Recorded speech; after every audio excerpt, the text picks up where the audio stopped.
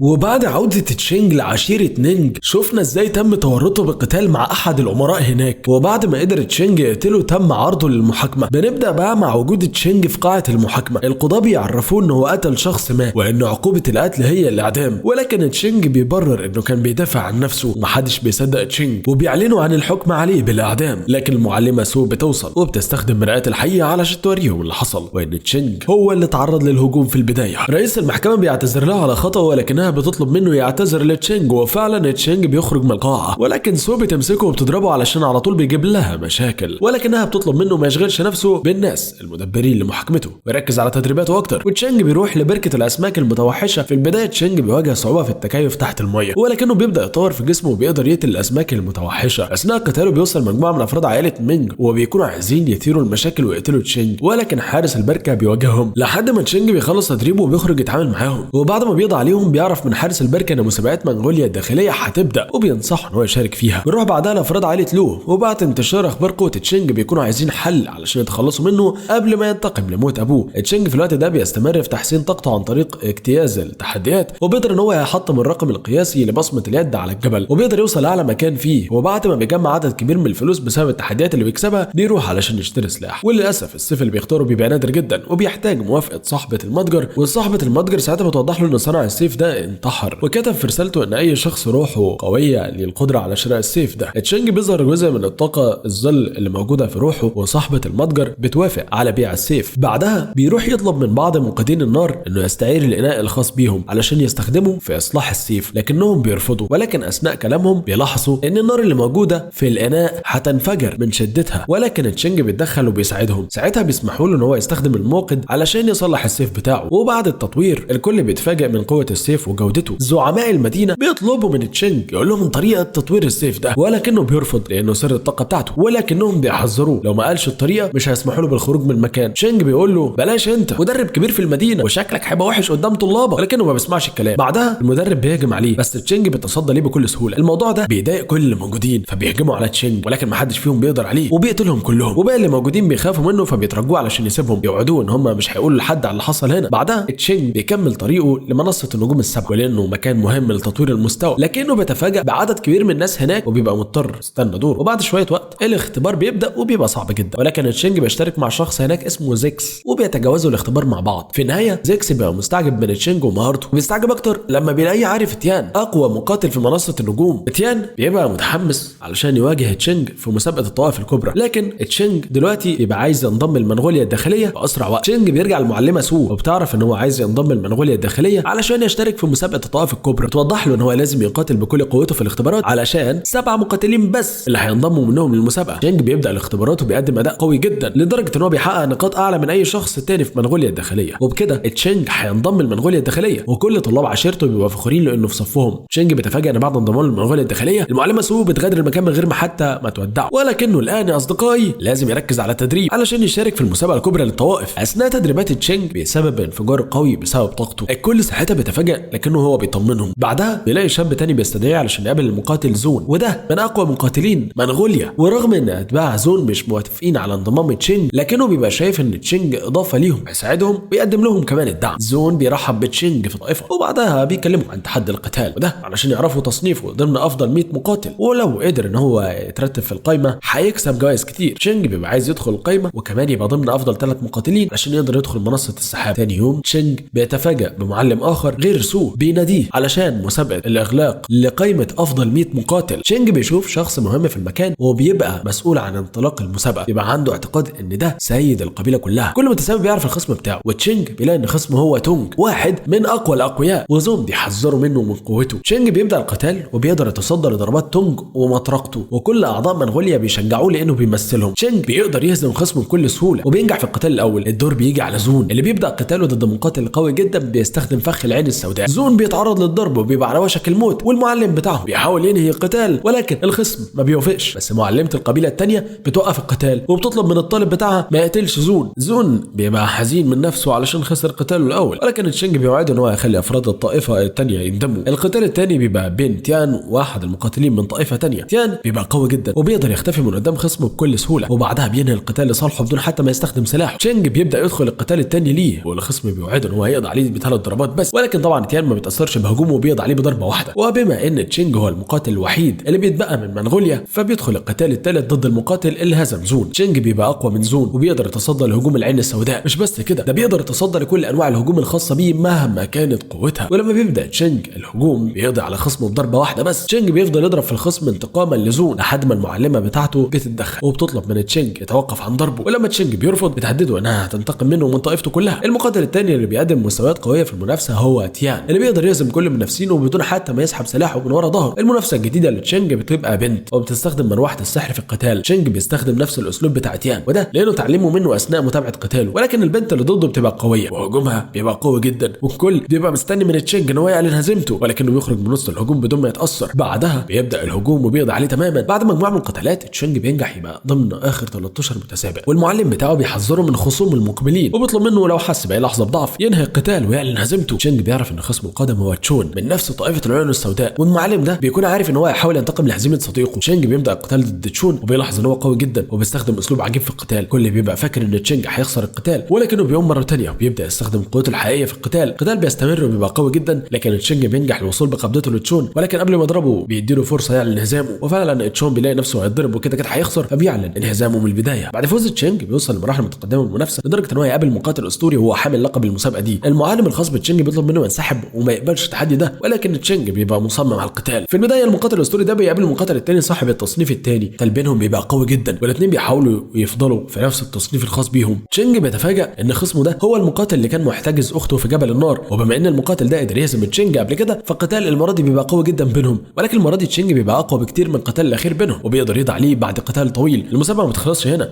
تشينج بيدخل القتال اللي بعده مع مقاتل تاني من العين السوداء. المميز فيهم ان كل طالب بيبقى عنده اسلوبه الخاص، ولما بيوجه ضربته الخارقه لتشينج شخص تاني بيوصل وبيصد الضربه مكانه. بيكونوا اتنين متمردين بيحاولوا يبوظوا المسابقه، ولكن زعيم الطائفه بينزل ارض القتال بنفسه وبيقضي عليهم. تشينج بيستمر في الفوز بالقتالات ومجموعه كبيره من خصومه بينسحبوا حتى قبل ما القتال يبدا. على الناحيه الثانيه برضه تيان بيبقى قدر يكسب كل قتالاته، والكل بيكون متاكد ان تشينج وتيان هيكونوا في المركز الاول والثاني. تشينج الاول بيقاتل الامير وانج واللي معلمه حذره منه قبل كده. طبعا كما توقعت تشينج بيقدر يتغلب عليه رغم قوته الجباره، ومن قوه تشينج وانج بيفقد الوعي من هجومه، ولما بيفوق ما بيكونش عارف هو موجود فين. واخيرا القتال المنتظر تشينج ضد تيان. الكل بيبقى منتظر القتال ده علشان يعرفوا مين اللي هيبقى على قمه المقاتلين. تشينج متسلح برغبته في انقاذ اخته، وتيان متسلح بانه يبقى افضل مقاتل في العالم. تشينج بيبقى عايز تيان يستخدم سلاحه، لكن تيان بيقول له ان هو لازم يجبره يستخدمه، انما لحد دلوقتي هو مش محتاج يستخدم سلاحه علشان يكسب القتال. يا ترى مين اللي هيكسب القتال ده بالظبط اللي نعرفه في الجزء اللي جاي من الانمي بتاعنا. لو عايزين تعرفوا نتيجه القتال استنونا. سلام.